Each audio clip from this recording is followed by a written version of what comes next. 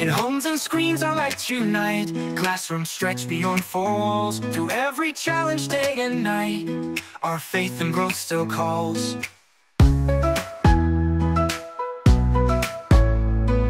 Parents guide with gentle hands, teachers walk each step inside, together building future lands where values never hide. Though paths may shift and seasons change, our hearts stay close, our goals arrange. A journey set by trust and care, a mission we all share. These are the bridges we create, from school to home, from heart to heart. Learning grows and values shape, in every role we play our part. Work in progress day by day, hand in hand we find our way.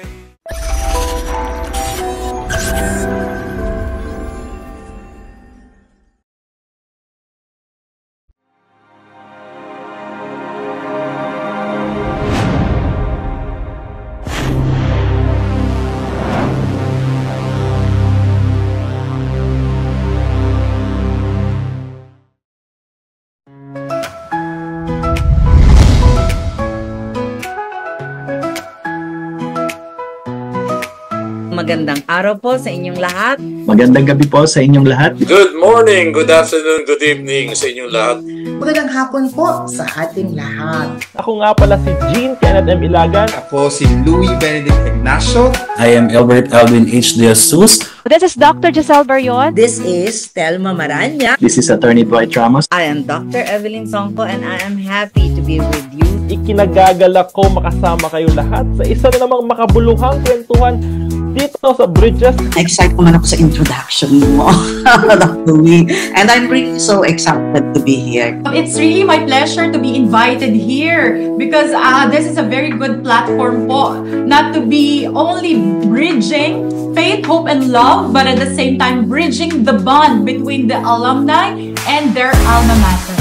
Kaya tayo meron sa Patusan as a culminating activity of our devotional practices to the Blessed Mother, because all devotions to the Blessed Mother should always lead to Jesus.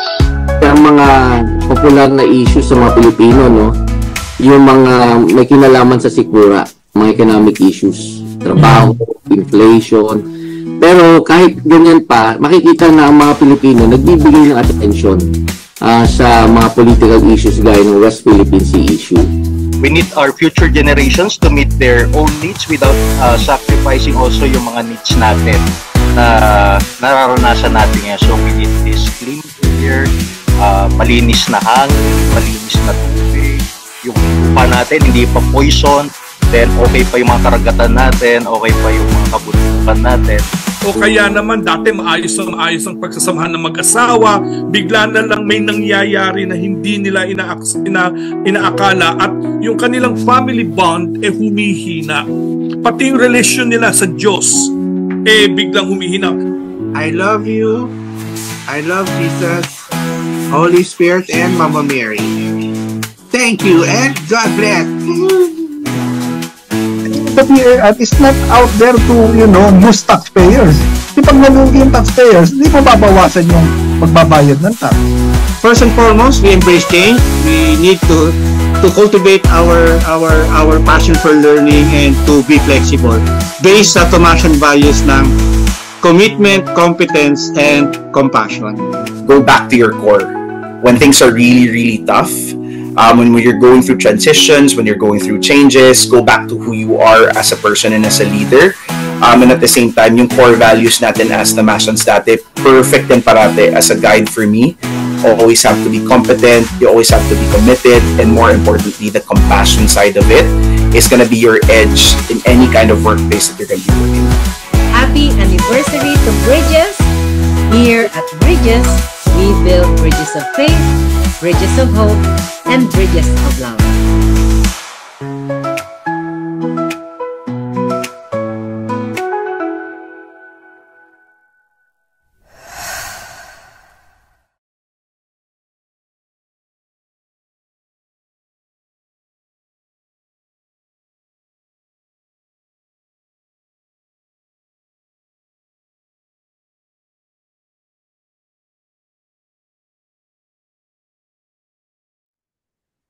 Isang mapagpalang hapon sa inyong lahat. We have a special session for the day, and it's about a very important for our future generations. Autism spectrum disorder and attention deficit hyperactivity disorder are common neurodevelopmental conditions affecting Filipino children, with rates of approximately 1 in 100 for autism and 3 to 5% for ADHD among ages 0 to 14. Despite rising global detection due to improved tools and awareness, underdiagnosis remains an issue, particularly among girls and underserved communities. Systems often manifest as behavioral or academic challenges, yet early intervention between 18 months to 6 years can drastically improve outcomes through personalized education plans and therapeutic support. In response to these gaps, the University of Santo Tomas Faculty of Engineering, in partnership with the experts from the UST College of Rehabilitation Science and the Department of Science and Technology, developed iSulat, a data-driven solution to aid in early screening. More on that innovation in a while. We are happy to welcome you back to Bridges, University of Santo Tomas Alumni Association. We are now on our 5th season. Can you imagine, nakalimang taon na pala tayo, no? And this is really a show, is an initiative of the UST AAI Team Academics under its informal lifelong learning programs. I am Manny Estrada, an alumni of the UST High School Batch 1977, a student of Professor Evelyn, and the University of Santo Tomas Faculty of Engineering Batch 82. I'm currently the Senior Vice President of Globe's Technical Regulatory Development and Strategy, and one of your hosts for today's episode of Bridges. This Bridges episode is brought to you by the University Alumni Association, Incorporated, the UST Communications Bureau, and is sponsored by the UST Engineering Alumni Association, the UST-EC Alumni Association, and the College of Rehabilitation Science Alumni Association, and the Carbalita Foundation. My co-host for today, Miss Andrea Cruz. Good afternoon, Miss Andrea. I'm also glad to be with you here in these episodes of Bridges. Pakibati naman ang ating mga viewers and introduce yourself. Hello po, Engineer Manny Estrada. Happy to see you right online lang. Yes po, I am Andrea Cruz and I am from UST Nursing Batch 2016 and I'm a former counselor po in our town in Mga Terem. And may konting trivia lang po ako, engineer, kasi ang aking nickname is Andeng. So gusto kong batiin ang ating mga viewers ng magandang buhay, magandang hapon at gabi po sa ating lahat. Yes po. So thank you po, Bridges, for having me as a co-host of course, Engineer Manny Estrada. So, engineer, ano po yung naisip nyo kapag narinig nyo po yung autism at ADHD? Kasi our topic for today, or episode, is iSulat. So this is empowering early detection of ADHD through frontier technologies po. So, alam mo, Andrea, nung kapanahunan namin, nung natapak, wala namang such thing as autism and ADHD. Ang alam lang namin noon, batang makulit. Totoo po. Atong tantrum. So, hindi uso to. Pero ngayon, with the advancement in science and of course, behavioral psychology, nakikita natin na ito pala ay isang kondisyon na importante na sa simula pa lang, ito ay makita na, ma-detect na, at magawa ng paraan para hindi na nagkakaroon ng komplikasyon habang ang bata ay lumalaki. Pero nung araw talaga yan, batang makulit lang eh. Yes po, totoo po yan. Diba? So, opo. So, kung nakikita po natin, parang dumadami pa yung nagkakaroon po ng ganito. And ito po yung napakaganda tong episode po natin para for early detection po ng mga bata na nagkakaroon ng ADHD or autism po. So, before we move on our show, Sir Engineer Manny, friends, please don't forget to like and share our show and subscribe to our USC Turbasian Alumni Community YouTube channel po. So, as we mentioned earlier, we have a very interesting topic to discuss today. So, without further ado, please allow me to introduce one of our very special guests today. Dr. Engineer Edison Rojas po. So, Engineer, yan ako muna kayo. Introduce ko po muna kayo. Bago po si Dr. yung isa sa ating, dalawa po sila, Dr. Engineer Manny, tama po ba? Yes, dalawa Yes sila. po. So, our first special guest for this afternoon session po is joining us, Dr. Edison A. Rojas, a chairperson of the Electronics Engineering Department at the University of Santo Tomas and a key figure in digital health innovation. Yung mga pre-interview po natin kanina, sabi ko galing po ako sa mga batas-batas pero ngayon nakakatawang bumalik sa profession ko po sa nursing and engineer with a PhD in electronics and communications po si Dr. Edison and active roles in IEE and IESEP.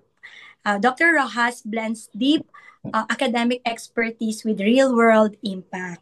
So his research in AI, computer vision, and biomedical engineering has fueled groundbreaking collaborations, including this one, yung iSulat po, a unified handwriting assessment tool designed to support early childhood interventions. He also a DOST NRCP research and development leader whose work at Universidad de Manila helped shape institutional research roadmaps and elevate national capacity for science and technology. So everyone, I am introducing to you Dr. Engineer Edison A. Rojas. Yes. Thank you for having me. Our next guest is someone whose work is changing the way we support young leaders with developmental needs. Dr. Pauline Grace Morato Espino is an occupational therapist, educator, and researcher with over 2 decades of experience working with children diagnosed with autism, ADHD, and other challenges. She currently teaches pediatric therapy and research at the University of Santo Tomas College of Rehabilitation Sciences. Dr. Pauline earned her PhD in health research from UST, graduating with distinction as a DOST scholar and Albertus Magnus awardee. As a parent and advocate, she continues to champion inclusive, child-centered occupational therapy practices that bridge research, education, and real-world application. Ladies and gentlemen, let us welcome our distinguished guests for this session of Bridges, Dr. Engineer Edison Rojas and Dr. Pauline Grace Morato Espino.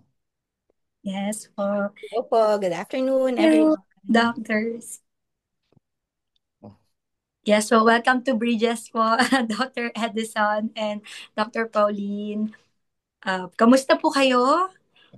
Hindi naman po kayo natamaan ng ating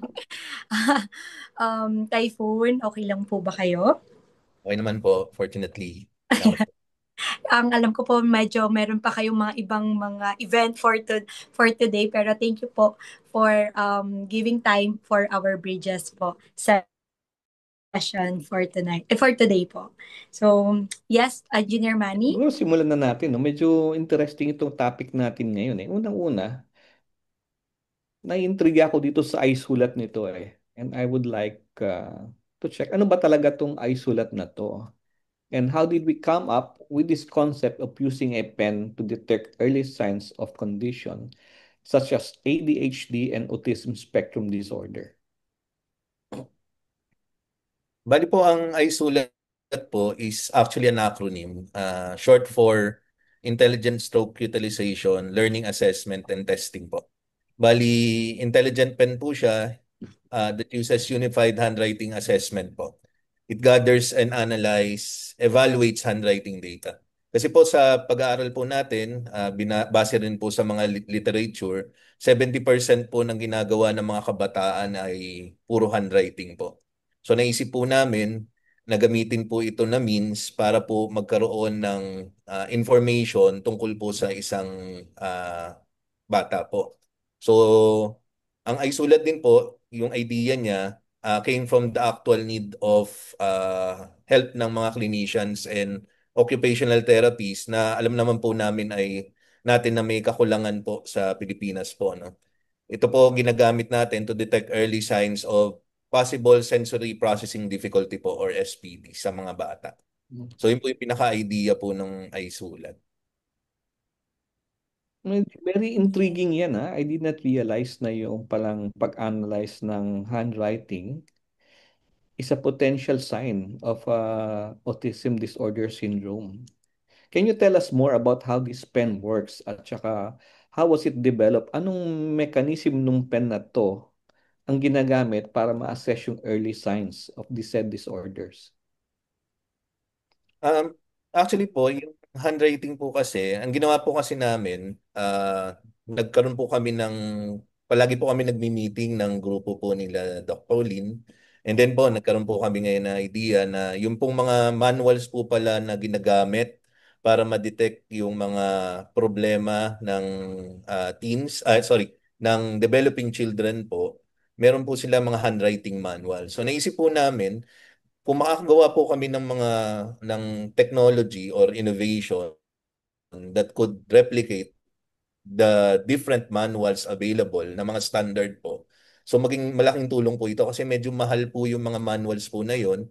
And of course, pagka ginagamit po yun ng mga bata, talaga pong kailangan ng mga occupational therapy agad-agad para ma-evaluate po yung handwriting po nila.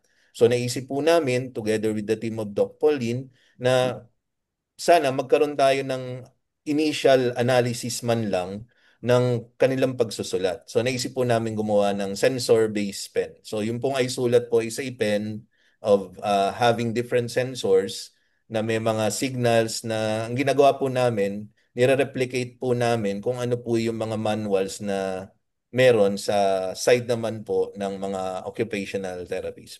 So, wow. Doc, so ibig sabihin, pag yung mga batang may ADHD po, may different silang stroke. Yes po, ma'am. Kumbaga po, yung po mga manuals, later on po, bigyan tayo ng idea ni Dr. Lin po kasi hindi po rin po ako masyadong maalam kung paano talaga siya in-evaluate. Pero po, base po kasi dun sa nakuha namin sa engineering side, which is, of course, yung mga signals po from the different sensors. Meron po kasi kaming mga grupo ng mga bata na kinoconsider po na pumasa po dun sa mga test. So sila po yung aming baseline. And then meron naman pong mga bata na clinically diagnosed po with spectrum disorder po. Then makikita po natin, pag kinumpare po natin yung handwriting ng mga batang iyon, nagdi-deviate po talaga sa normal. So sa baseline po. So yun po ngayon yung pinofocus po namin.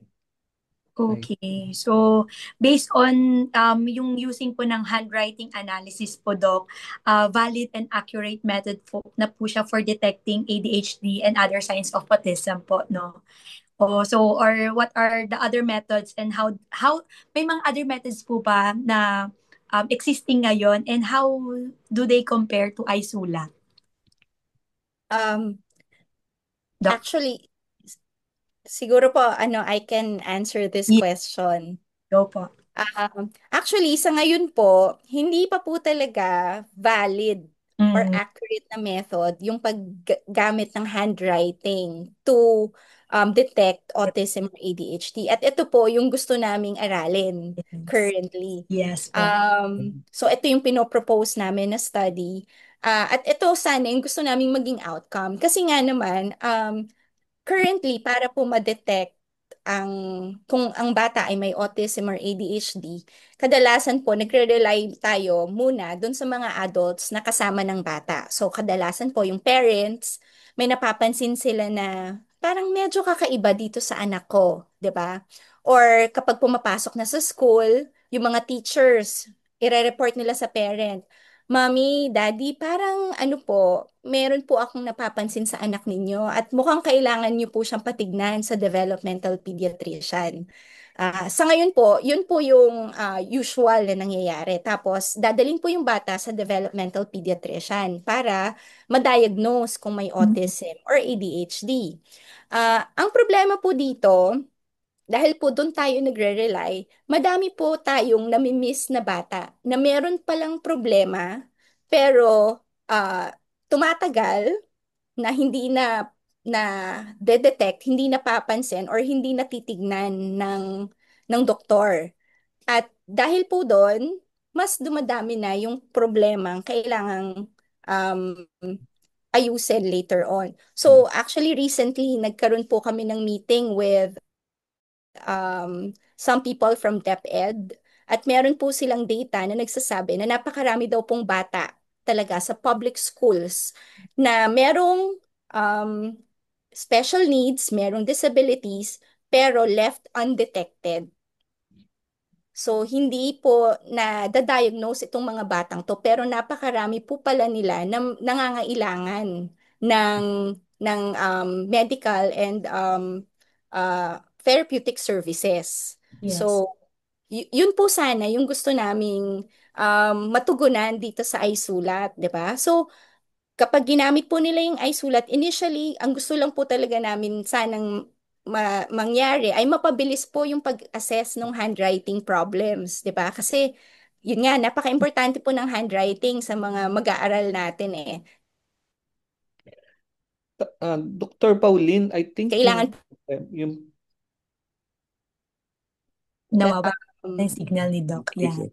Yan. So, kahit na madalas na tayong nagta-type, sorry, medyo unstable ang aking connection. Pero, importante pa rin na matutong magsulat ang mga bata, di ba po? Ano pa rin siya, very important skill for our students. Yun lang ang una namin gustong mangyari. Pero napansin nga po namin na may mga ibang bata na napasama sa aming initial group at very evident po yung difference. At yun na po yung susunod namin na gustong mangyari na baka pwede nating magamit itong handwriting assessment tool para ma-detect itong mga batang may ADHD or autism para ma-refer natin sila dun sa mga professional na dapat pong tumingin sa kanila. Doktora Pauline, I think yung nabanggit mo na situation na marami pala hindi lang nadidetect, nako-complicate yung issue kasi siguro two reasons. One reason is the fact na, for example, sa mga provinces, wala namang gaano talagang testing centers or even yung mga child psychiatrists or psychologists na pwedeng tumingin. Ikalawa, minsan, yung parent hindi naman talaga siya yung nag-aalaga, medyo siguro yaya o kapatid o tita. Ngayon, hindi napapansin yon until talagang sabihan na nung teacher na mukhang kailangan yung patignan. And then, maghahanap pa sila ng schedule para pumunta doon sa nearest center. Ganun po ba yung situation natin ngayon na nakikita nyo? Opo, madalas pong nangyayari yan. Meron din pong situations na kunyari po OFW ang parents, kaya kailangang ibang kamag-anak po ang mag-alaga, 'di ba? Na kapag gano'n, minsan hindi nila masyadong kabisado 'di ba, yung behavior ng mga bata. Ang nangyayari, too late na nalalaman na may problema, mas mahirap na po na solusyonan yung mga current na problem ng bata. Kasi lumalaki na po sila na nagiging komplikado lalo yung mga problema sa development. Pero hindi naman po kaya ang dahilan na dumadami to is kasi nga, yung bang kulang sa presence ng magulang lalo na kung OFW yung parent? May correlation ba yung sitwasyon na ganon? If we're talking about autism and ADHD po, currently po, hindi po pa talaga alam kung ano yung cause, di ba? Hindi pa natin talaga ma-determine ano ba talaga yung nagko-cause ng autism and ADHD. Pero karamihan po na nagsasabi it's genetic, nandun po talaga kumbaga meron po talaga na nasa brain ng bata at nandun na sa katawan niya na parang magkakaroon siya ng ganitong problema later on. So far, wala pa namang evidence na nagsasabi na it's, yun nga, yung dahil wala yung magulang sa tabi. Pero, baka, baka po sa ibang problema, sa ibang, like yung sa social or emotional problems ng bata, dun naman po siya nakakaapekto. I see. So, engineer, tanong ko naman kila Edison and Doc Pao.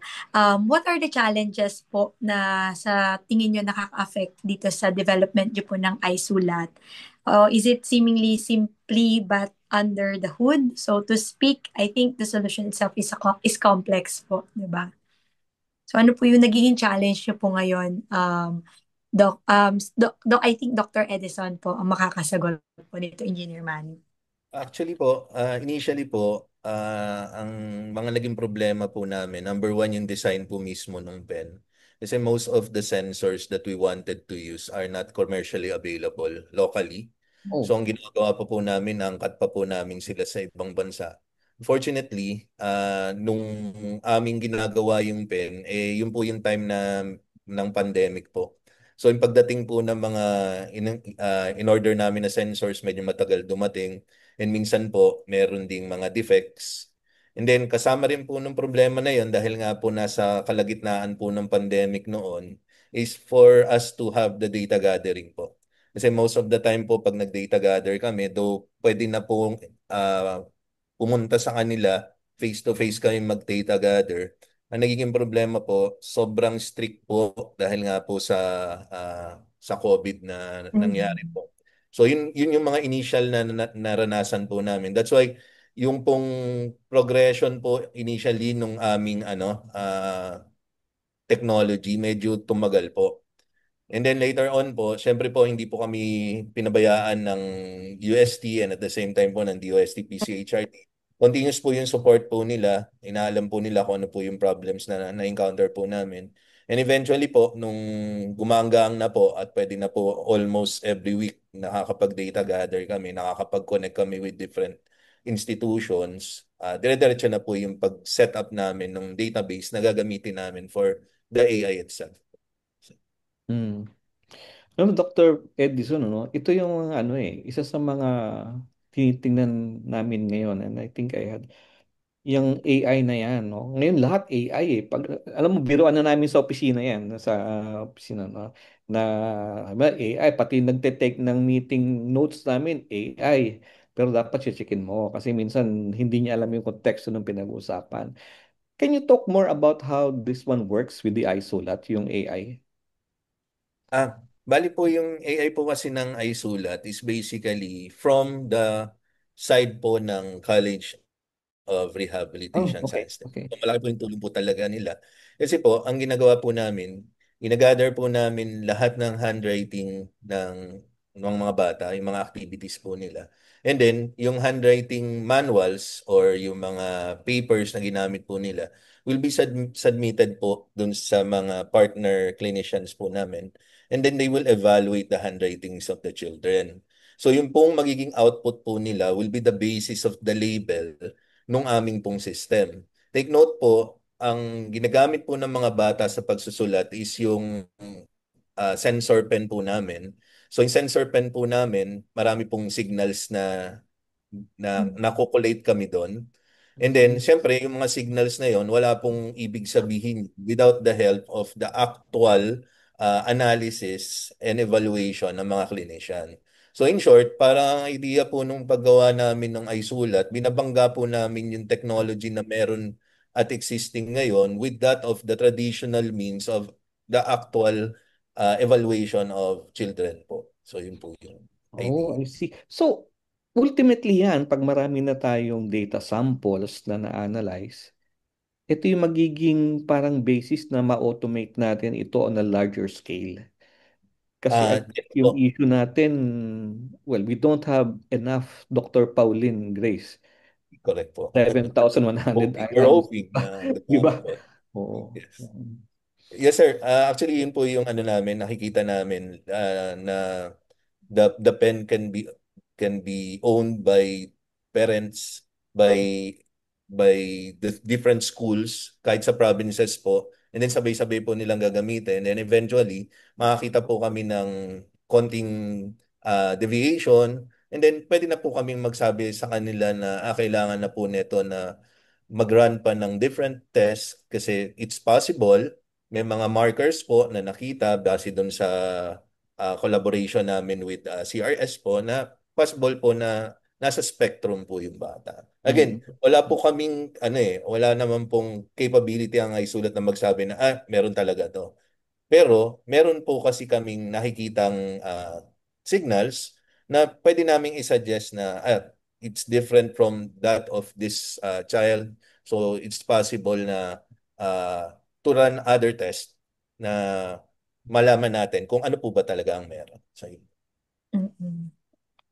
So, engineer, parang kung nakikita mo, massive talaga siya na mabilisan na possible na pag-detect po talaga ng ADHD and autism po.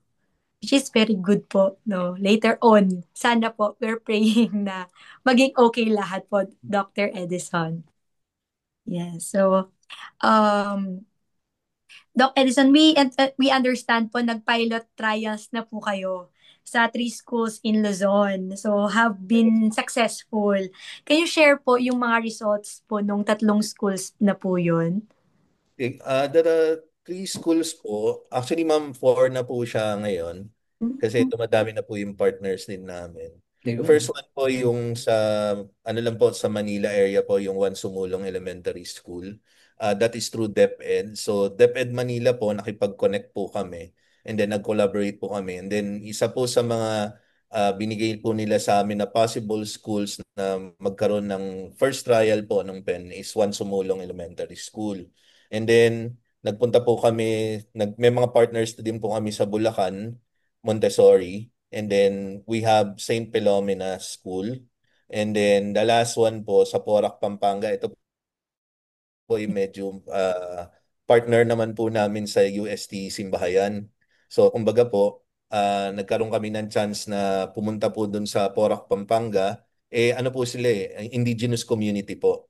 That's why kung mapapansin nyo po yung mga possible na directions po nung iSulat, napakarami po. Kasi for example, yung indigenous community, may nakita po kaming specific problem po doon. So that's why we're proposing din po a certain direction in the analysis of the cognitive levels po ng indigenous community or children sa indigenous community.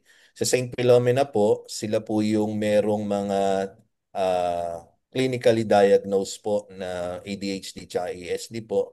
And when we were using the pen and explaining it to the teachers, explaining it to some of the parents that were there, they were actually interested in what the signals are telling. So, kumbaga po, after po nun, siyempre hindi naman po namin pwedeng sabihin na, ito po yung levels po, ito po yung nasa spectrum po, ito po yung ganito.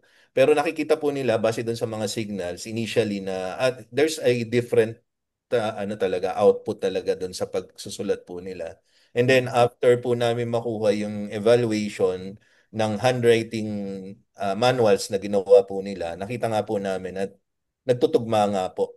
No? So, ang ginawa po namin, dinala po namin yung output sa kanila and later on po, meron po kaming nakaset na date para explain po sa kanila yung mismong kinalabasan po nung handwriting analysis po ng mga bata. May specific grade po, Doc Edison, na pinilot testing po ninyo? Actually po ma'am, yung handwriting manuals po kasi meron po sila mga specific age po. So around 6 to 10 po, no? Or 10 years old po. Sila po kasi yung yung developmental children. Tama po ba ma'am? So ano po yan? Grades 1 to 3. Tama. Yes, po Doc Polly. So, Engineer Manny, baka may add po kayo? Dr. Pauline, ang nakikita kong potential dito is once we get more schools into it, lalo na doon sa mga provincial areas, magiging parang initial force multiplier siya ng early detection It does not mean that at some point in time there is no need for further clinical interventions, but it helps us expand yung early detection on a broader base. Tama po ba yung intindi ko dun sa potential nitong iSulat na ito? Opo, yan din po ang nakikita namin na possible po na maging gamit po nung iSulat later on.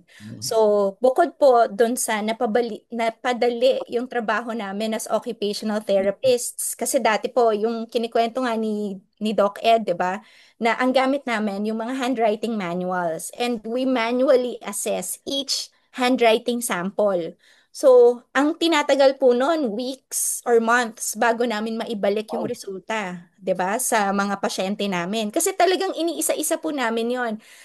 Tinitingnan po namin yung angle, yung space. Napakaano po talaga, matrabaho po na mag-assess ng handwriting.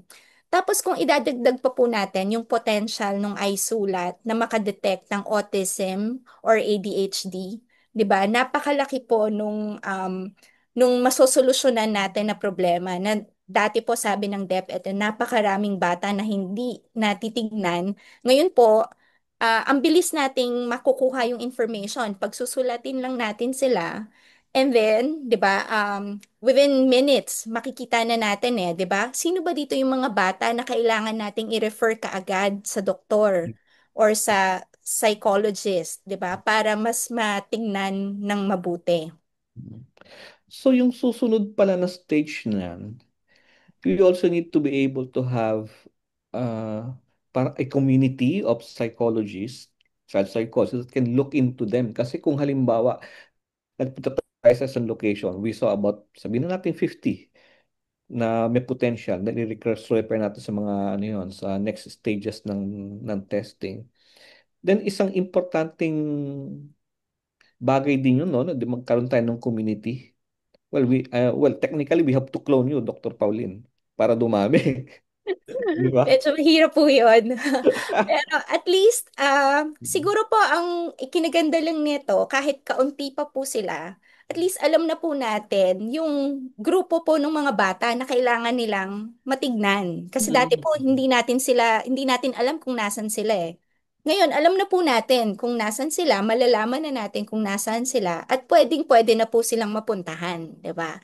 So it's only a matter of, finding these people, these professionals, and then bringing them to these children who needs them.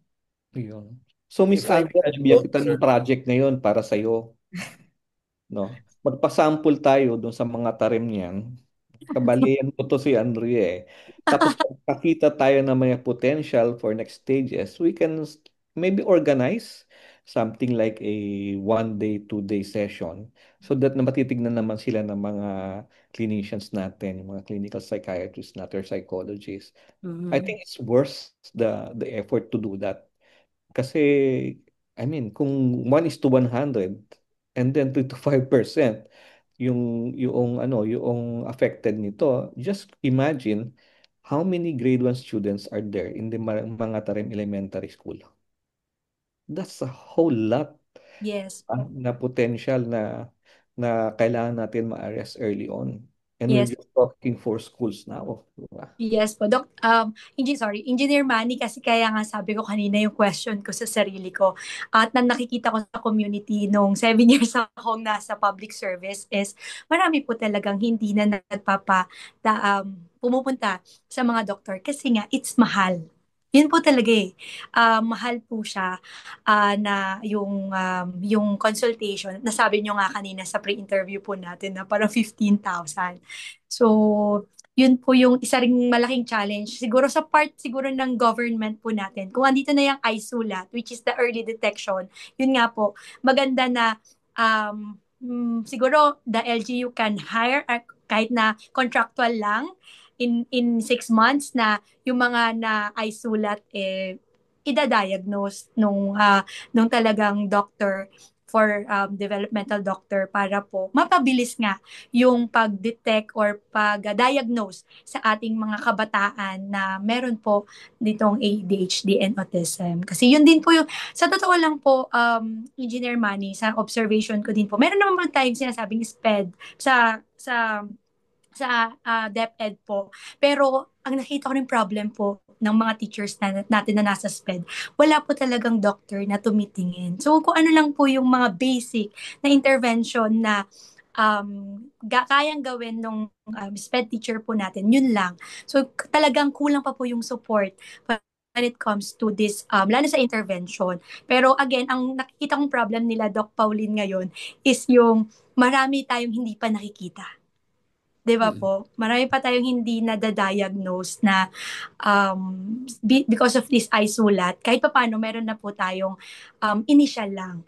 At yung siguro sa community natin is ma-empower sila na magpatingin po talaga sa doktor and yung government support na kami na yung magpapatingin sa mga batang ito. Parang ganun po. Para hindi na po isipin ng mga magulang yung additional na naman na burden sa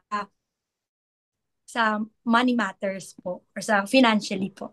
Yun po, engineer. Kaya lang, Andrea, wala dun sa SONA speech yung inclusion nitong autism dun sa co-cover ng PhilHealth eh. Oo nga po. Isa rin po yan. Pero in the future, na sana makita rin po yung importance. Kasi sabi nga po nila Dr. Pauline kanina, napakahalaga po. Siyempre, development po ng mga bata yan. Kapag hindi po na-detect ng maaga, di ba po, engineer, mas lalo pong lalala. Correct. Ngayon, ito question general lang Merong bang potential na yung ating mga teachers na sa elementary school somehow matrain sila to help with the process na at least yung, kumbaga parang first aid. Pag may nakita sila, may first aid other than simply saying na kailangan mo ng second intervention, mag-schedule tayo with a psychologist or for the interventions. Meron bang opportunity na ganon? Siguro po, Sir Manny, yung ganyan pong suggestion, kailangan natin yung pag-aralan ng mas mabuti. Siguro lang based on my experience na may several projects na rin po ako na naging katulong ko po ang mga public school teachers. Napakarami po talaga ng trabaho na ginagawa nila. They already have too much on their plate. So napakadali po kasing sabihin na pwede natin silang i-train para magawa na nila to sa classroom kaagad.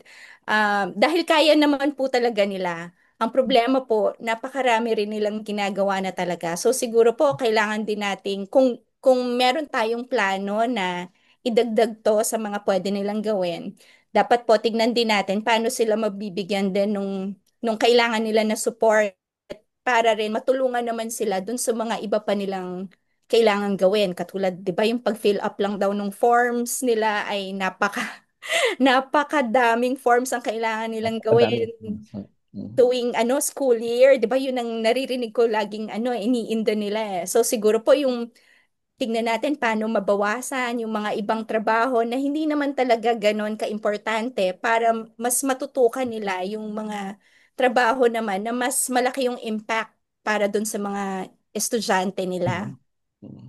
I fully agree na naalala mo yan, Miss Andrea, yung pinag-uusapan tungkol dun sa augmentation support para sa mga teachers. Kasi yung sinasabi ni Dr. Pauline kanina, do you know how many firms there are? 20 firms at the least na ina-accomplish nila. Gagawa pa sila ng lesson plan, magtuturo pa sila, magche-check pa sila ng papel, and then ito pa. And then, yun nga yung sinasabi ni Dr. Pauline, and I fully agree, Dr. Pauline, na i-deload natin sila for non-value adding tasks na pwede namang assistant talaga. Diba? Actually, engineer, meron pong school nurse, ang DepEd. Hindi ko lang po maalala kung hindi siya 1:1 eh. Hindi siya 1:1 school ang school nurse ng DepEd po natin. Alam ko may iniikutan na sila per district which handles parang mga 30 na school. So siguro po yun po yung isa sa pwedeng maging kalink itong iSulat later on po, yung mga school nurse po natin. Kasi and of course, syempre, connected with the teachers kasi po, syempre, yung teacher din po, mahihirapan din magturo kung meron silang mga estudyante siguro later on na may problem when it comes to ADHD and then autism po. So, para sa akin po, teamwork makes the dream work. So talagang connected po siya. Pero tama po si Dr. Pauline, pero naisip ko lang po bigla, meron po tayong school nurse na mga DepEd po. So doon po siguro para hindi naman mahirapan yung mga teachers po talaga natin. Kaya nga, Miss Andrea, you're a registered nurse. You might be able to help with that. Opo, kaya bakit po ako pumapasok sa politics? So para broader, para mas malaki yung community na matulungan po natin. But then siguro po this session din po natin, 'di ba? At sa tulong nila Doc Edison and Doc Pauline, dahil napakaganda po ng project po nila, engineer. Sana po, we're praying na maging okay po lahat para maggamit po sa buong Pilipinas itong ay sulat. Ito at Miss Andrea, tingnan muna natin yung ating chat box. Baka may mga questions yung ating mga audience. There's one question here. Doc Edison, are you open to share with us what's in the pen and what went into making the pen? Dagdagan ko pa to, magkano kaya yung isang pen? Bali Kung po, ilang ngayon na po i-disclose medyo pricey po yung pen kasi nga po yung off the Yeah. shelves po yung sensor. But we're optimizing the pen right now. And unfortunately po, I could not deal with the details po at the moment since we're waiting for the patent to be released. Ayun, that's very good. So hopefully po by then we could have the publication na maging ready na po and we could publish the design din po. And then there's a suggestion from another nurse, Madam Aida. Sabi niya dito, may be interesting also if the children's handwriting can be initially scanned with a scanner and diagnosed early as a potential case. Bigyan ko kayo ng konteksto dito kasi I recall, meron surgical mission nanggagaling sa US that perform surgical missions in the Camarines Norte area every February and March. Because not all of the specialists that they have can bring the equipment here for diagnosis. Ang ginagawa ng mga nandun on the ground, no? In X-ray, yung plates ng X-ray, dahil yung magbabasa, ang ginagawa nila, ini-scan nila yan, then pinapadala nila sa US. And then, yung mga doctors doon can look into that and tell them, ito yung diagnosis namin dyan. Is this something that can be replicated in the case of iSulat? Actually po, ang idea po kasi ng iSulat is system po siya. So while the student is writing yung sensor po, binabato po namin yung signals na yan sa isang database for it to be analyzed. And then, lalabas po siya eventually dun sa app kung ano po yung initial findings nga po or yung initial assessment po nung mismong handwriting lang po. Para at least, meron lang po silang initial na idea kung may problem po pa or what. So, ganun po yung nakikita namin later on. So, parang remotely na rin po, if ever po na there's an occupational therapist po na nasa Manila and then meron silang pasyente somewhere sa mga provinces po, they could monitor the handwriting of the students and then they could give initial intervention if needed dun sa mga handwriting tasks na ginagawa po nila.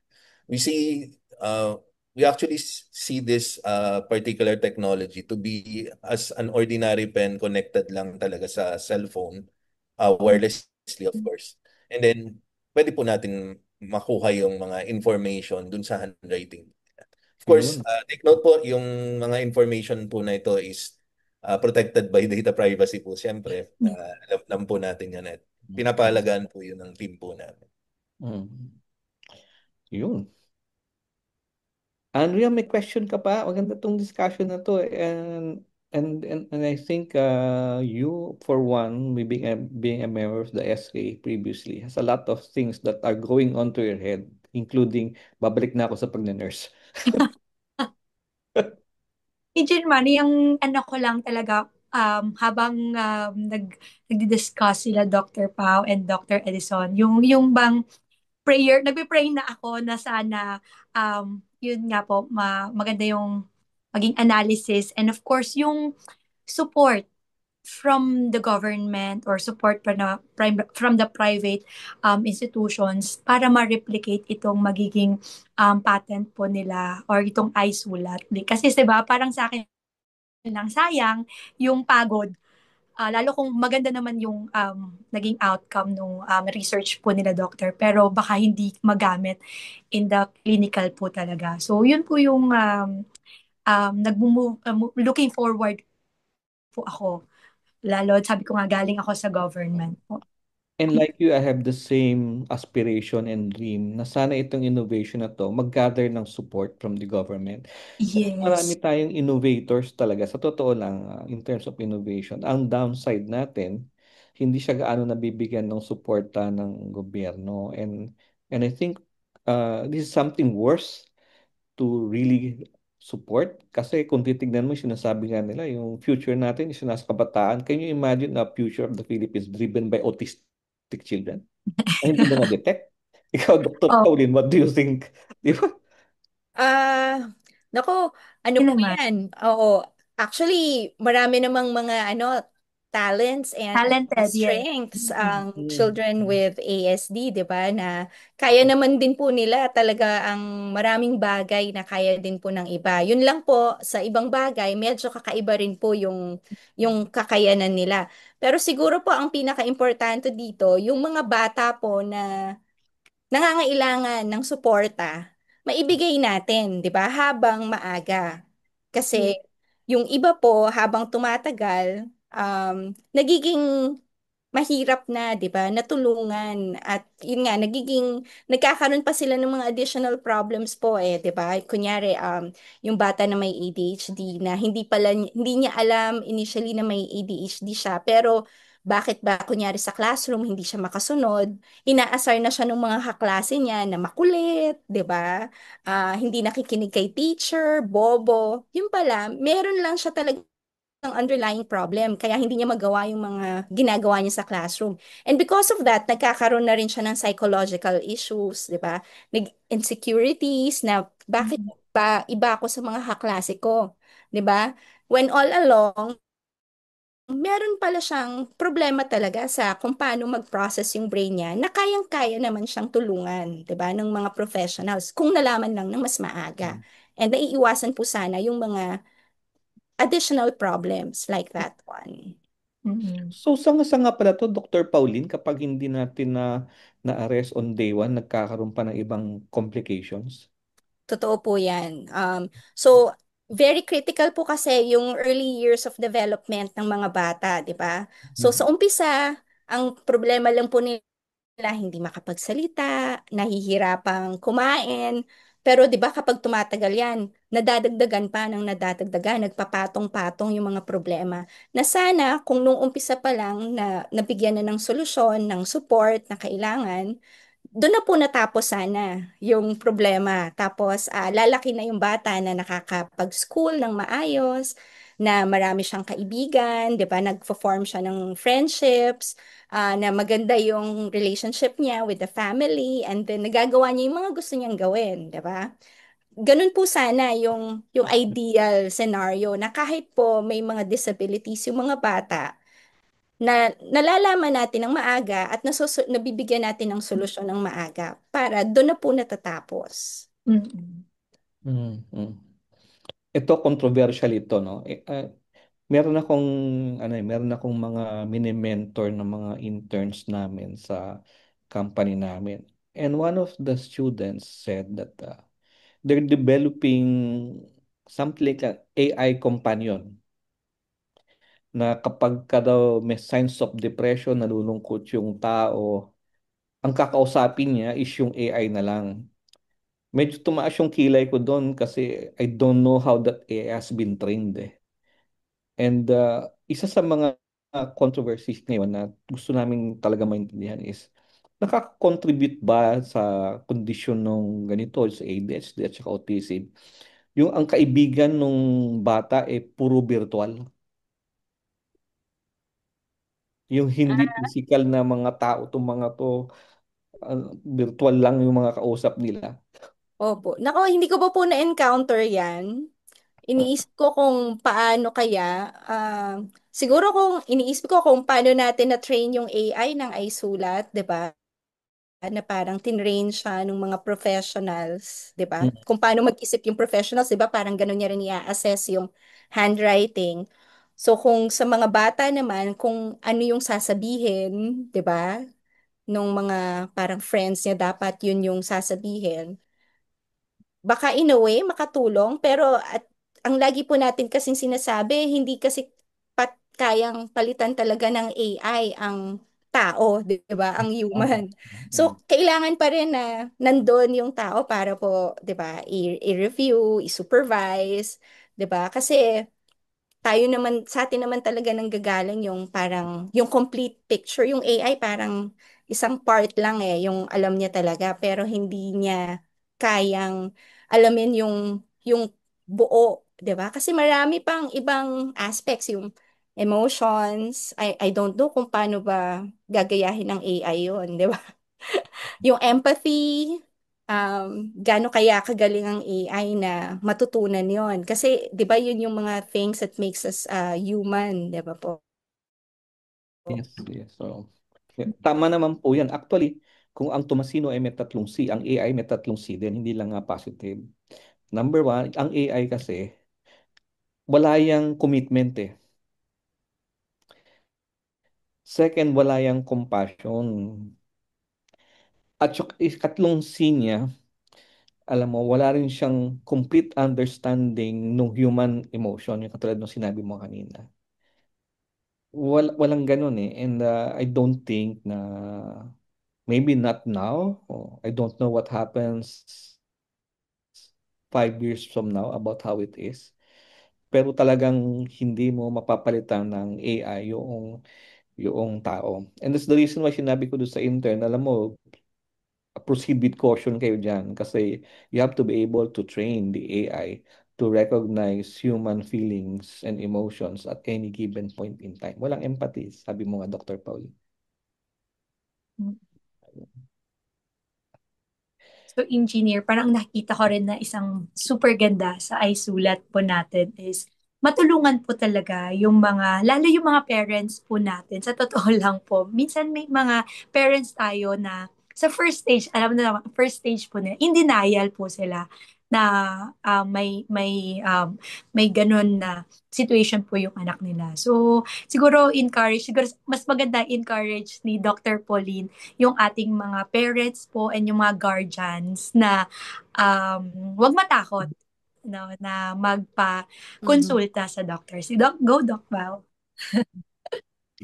At siguro hindi lang din po yung in denial, meron din pong iba na hindi lang po talaga nila alam kung ano ba yung mga signs na dapat Yes. bantayan sa bata, 'di ba? Para sabihin na ito yung red flags, yun yung madalas nating naririnig eh. Pero ang sinasabi ko po lagi, hindi naman nga po kailangang matakot na magpatingin. Kapag meron po tayong kasi po ano rin ako parent of two young boys. So, kunyari, meron po tayong napansin na medyo kakaiba sa mga anak natin or minsan nakukumpara natin sa mga kaibigan or ibang kamag-anak na parang merong naiiba, wag po tayong matakot, 'di ba? Mas maganda po na mas maaga mapatignan natin sila para may peace of mind tayo. Kung walang problema, at least, 'di ba? Mapapanatag po yung loob natin. Kung meron naman pong napansin na problema yung developmental pediatrician, kunyari, maganda po, 'di ba, na nalaman natin ng maaga para nga po mabigyan kagad nung kailangan na support yung bata ng intervention na kailangan nila. At hindi naman po end of the world na 'di ba, na na-diagnose yung anak natin. Um, Sabi ko po kanina, yung mga bata po na may disabilities, hindi naman din po naiiba sila sa ibang bata. Kaya rin naman po nilang gawin yung kaya ng ibang bata. Meron lang din silang iba na kaya o hindi kaya. Katulad rin po ng ibang bata na walang diagnosis, 'di ba? Unique lang din po talaga yung bawat isa. Yun lang po, ang kagandahan ngayon, meron ng mga professionals na pwedeng tumulong dun sa mga bata na nangangailangan ng tulong. At 'di ba, wag nating sayangin yung opportunity dahil nandyan naman po sila. So we only need to seek their help, 'di ba? And nandyan po sila para tulungan tayo na kung ano ba yung magandang gawin dun sa mga anak natin. So early intervention, early detection is very important. That's Mm. why iSulat is very important. Di ba? Alam mo, breakthrough ito talaga. And, and I would really think that this would really help us all across. Kailangan lang talaga masuportahan ito at mapalawig natin and get more data, we get more information, we get better diagnostics in the end. Dr. Edison, Prof, So far, so is good. there anything you'd like to Sulat. tell us at the moment about iSulat and how you think this will change the future of these children with our children that have problems with the autism syndrome? Actually, I'm looking at iSulat as a universal universal innovation, not only focusing on that particular spectrum, yung ADHD, ASD, etc. po. We're also looking at other handwriting impairments that may actually lead to different types of health problems din po. So siguro ngayon lang po na focus lang po tayo dun sa idea ng detection ng ADHD at saka ASD. But later on po, ang nakikita po namin sa isulat is that we could actually detect other health problems. Okay? So, ang nakikita nga po namin in the next few years po, papasokin na rin po namin yung idea ng exploring geriatric problems, early detection of Parkinson's or yung mga tremors po na nararamdaman ngayon ng geriatric population, kung ano po yung ibig sabihin nun. We are actually talking about these topics, but we are putting it aside muna po since we are concentrating on the children's first. And then meron pa rin po nga po kaming isa pang proposal ngayon sa for possible funding din po and support from the government. Wherein, through the handwriting po, makikita rin po namin yung levels of stress, presence of possible anxiety or depression. So, ipo, in-explore po namin yun. But, of course, ito po yung ano namin ngayon, kumbaga, nakafocus kami ngayon sa children's handwriting. So, and hopefully po, through this Bridges na program, thank you po for inviting us. Magkaroon po pa rin kami ng mas maraming partners po. Actually, dumadami na po sila. Marami na pong foundation na malapit sa amin. And later on po, sila po talaga yung makakatulong para malaman po namin kung ano talaga yung need nila eh. Kasi ito pong nabanggit nyo nga po, may empathy dapat eh. So ito pong technology namin talaga, ang basis po talaga nito is empathy. That's why yung pong interaction namin with different communities, sila po yung nagbibigay lalo ng idea sa amin kung paano namin mas mapapaganda po yung iSulat in the next cycles po. Talaga namang breakthrough talaga, no? To think na ang dami palang pwedeng paggamitan na to in the future. And I really agree with this concept, no, na let's take it one step at a time. Unahin natin yung mga kabataan natin, yung mga younger people natin, and then we move over to the next one. Kasi I'm sure all across marami tayo makikita pa na ibang kailangan ng interventions din at some point in time. Dr. Pauline? Siguro po, gusto ko lang din gamitin tong chance na to para, yun nga, para ulitin po yung call ni Doc Ed for more partners dahil ang number one difficulty po talaga namin ay recruiting participants. So, doon po talaga kami nahihirapan sa paghahanap po ng participants namin. So, sana po kung may mga schools na interested po na makipartner po sa amin, just get in touch with us. And ayun po, sana rin po yung kapag na-improve na rin namin yung technology, we're hoping na marami po kaming ma-reach ng mga parents and children na nangangailangan po ng tulong. And magamit po namin yung iSulat as a tool to help them. Great. So, tamang-tama naman pala talaga yung kinuha na co-host ko dito. Andrea, ang dami mong project ngayon. Yes. Isip ko nga, sayang. Pero we can tap naman. Pero willing po ba kayo, Ma'am Pao, ay Doc Pao, na pumunta ng Pangasinan? I think okay lang naman si Doc Ed, di ba? All over Luzon and the Philippines. Yes. Kasi nasa Luzon, Ma'am, gusto niyo po ng Mindanao, Visayas. Oo nga, doon sa sa link ng mga SK, baka may mga contacts Yes, ka na opo. sa hindi. Pwedeng, Diba? pwede po, Engineer Manny. So, makikicommunicate pala ko kay Doc Pau and Doc Edison para kailangan. So, ibig sabihin po, Doc Edison, since nasa ano pa rin kayo, research part pa rin kayo nitong iSulat po natin, marami pa kayo kailangan talaga na ano tawag natin din? Tawag pa natin pag-research, hindi masamples eh. Marami pa kayong pilot testing na kailangan. Yes po, ma'am. Actually po, ang nabanggit niyo nga po yung Luzon, Visayas, Mindanao.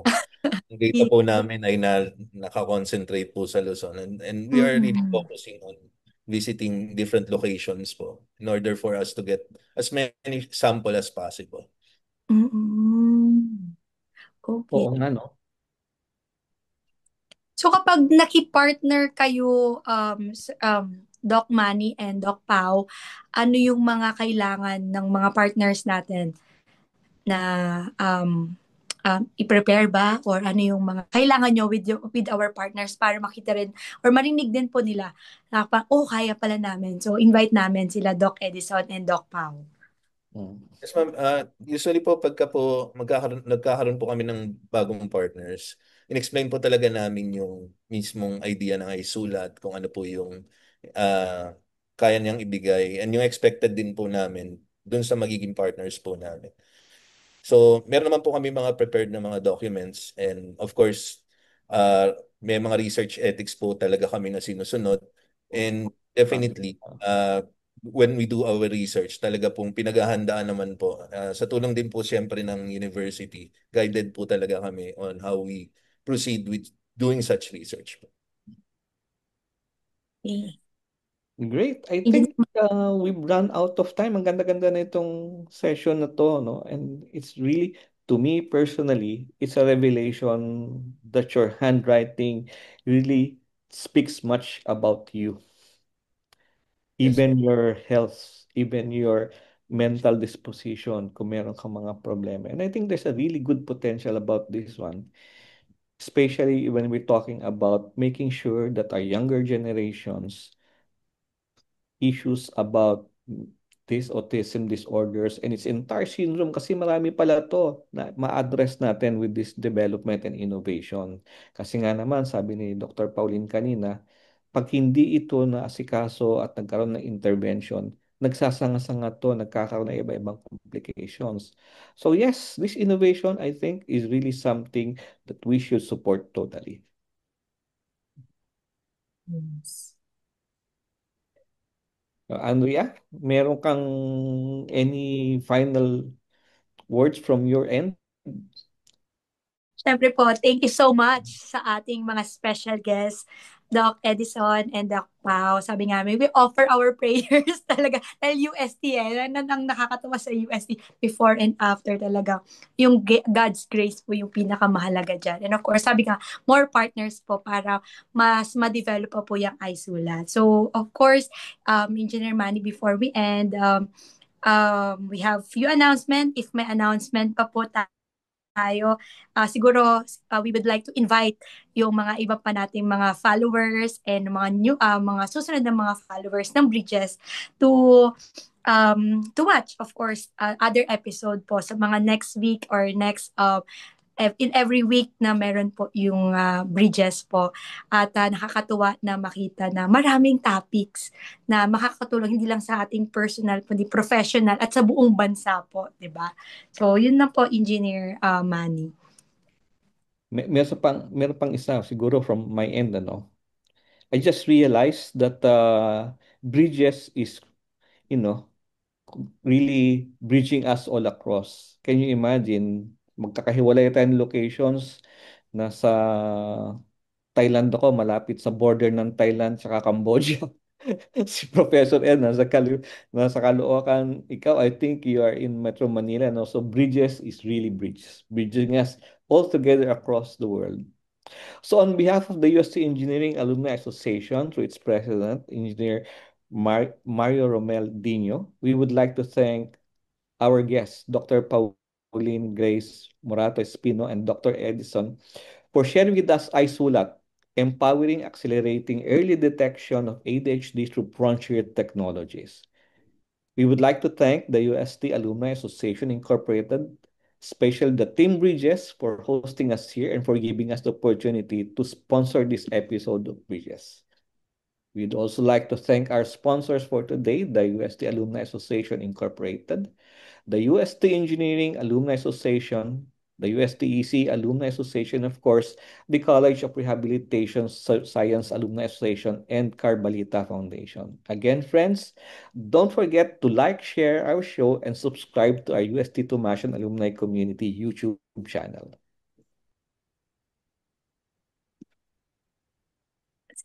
Ms. Manny Estrada, your host for today's session. Thank you for spending time with us here at Bridges. We build bridges of people, bridges of knowledge, and new learnings. Andrea? And this is Andrea Cruz, and thank you all for watching po here at Bridges. We build bridges of faith, bridges of hope, and of course, bridges of love. Thank you so much, and enjoy the rest of the evening, and see you on our next episode of Bridges. God bless us all. Thank you, Doc. That is all. Thank you, Professor Ed, Dr. Pauline. Salamat po.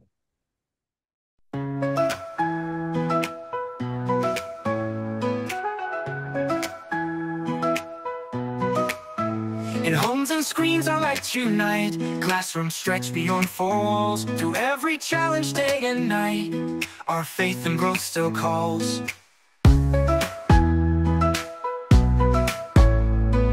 Parents guide with gentle hands, teachers walk each step inside, together building future lands where values never hide. Though paths may shift and seasons change, our hearts stay close, our goals arrange. A journey set by trust and care, a mission we all share. These are the bridges we create, from school to home, from heart to heart. Learning grows and values shape, in every role we play our part. Work in progress day by day, hand in hand we find our way. Bridges of hope, bridges of grace, in this UST learning space.